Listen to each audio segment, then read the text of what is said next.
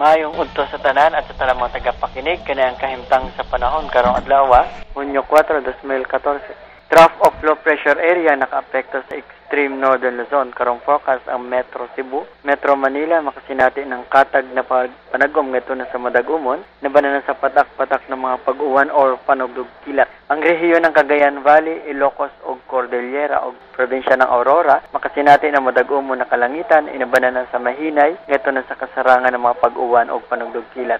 Ang bambahin sa nasod adunay katag na pagpanagom ngadto na sa Madagumon, nabana na sa patak-patak ng mga pag-uwan or panugdog kilat.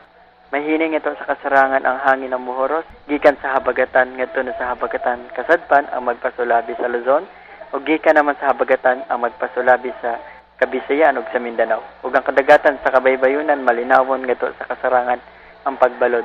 Dinhi sa Metro Cebu ang sukod sa temperatura 26 ngadto na sa 33 centigrado adlaw mosalop alas 6:03 ng hapon. Dinhi na lang sa pag-asa maktan DOST Jomar Eclarino.